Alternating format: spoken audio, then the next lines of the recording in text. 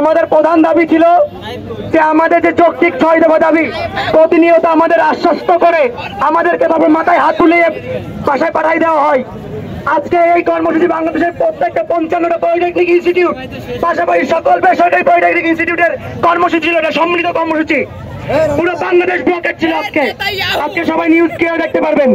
একইভাবে Jessore polytechnic Monier blockade. আমরা এই 11:30টার সময় আমাদের কথা হচ্ছে আমাদের যৌক্তিক ৬ দফা দাবি বাস্তবায়ন এবারে আশ্বস্ত নয়, আমরা সচকে দেখতে চাই। তো ইনশাআল্লাহ আমরা ইতিপূর্বে দেখেছেন আমরা জনদুর্ভোগ কখনোই চাই না, কিন্তু আমরা তো আমাদের দিকটাও দৃষ্টি আকর্ষণ করতে হবে আপনাদের।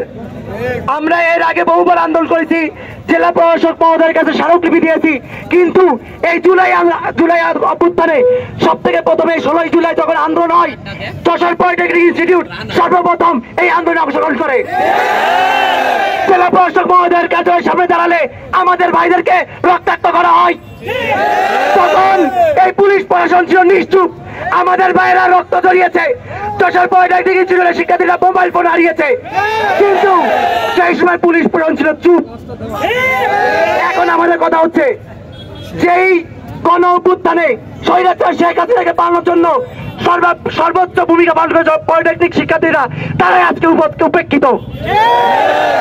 দেশের আত্মকর্মী মেধাবী শিক্ষার্থীরা বলতেছে আমাদেরকে আমরা এই কোটা। এখন আমি একটা কথা বলি, কোটা অথবা অধিকার তোমরা একটা বলদ, তোমরা কোনটা কোটা আর কোনটা অধিকার তোমরা পাল্টাবে এখনো বোঝো না।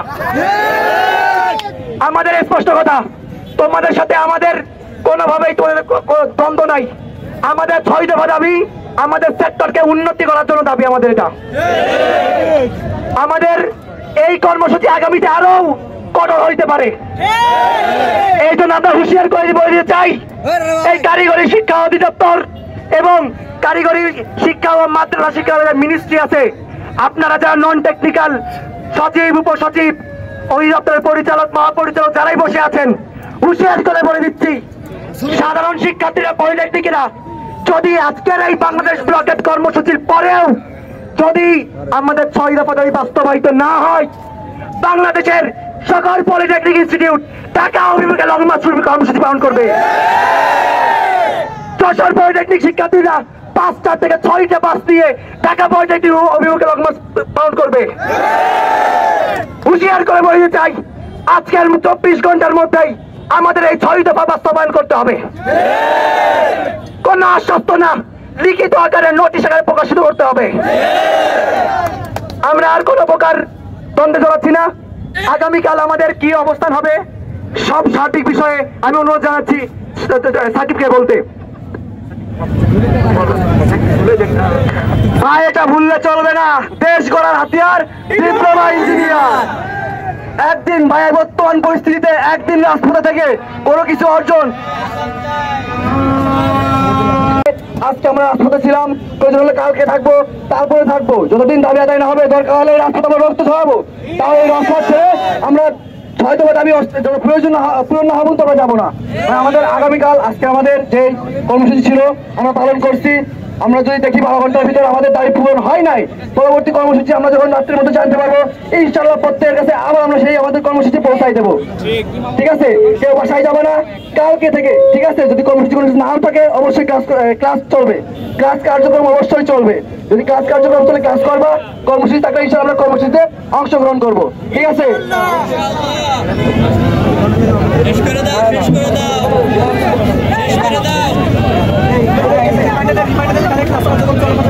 ভাই সবার কাছে সবাই তো বুঝতে পারে আমাদের এটা একটা যৌক্তিক আন্দোলন, ব্যক্তিত্বের আন্দোলন। দয়া করে আমরা কেউ বাসায় যাবো না, দয়া করে হাত ধরে বলতে ভাই কেউ বাসায় যাবে না। ঐক্যবদ্ধ যশোর পলিটেকনিক বুলেট শক্তিশালী, কিন্তু মনে রাখবেন ভয় নেই, আলো আছে আধারও দেখে নেবো সকালে ইনশাল্লাহ। এখন স্লোগান দেবো, স্লোগান আমরা উত্তর দিয়ে আমরা চলে যাবো। আর আমাদের কর্মসূচি মধ্যে বলে দিতাম আমাদের তো আজকের এই পর্যন্ত, আর যা হবে রাত্রে জানতে পারবে। সবাই একসাথে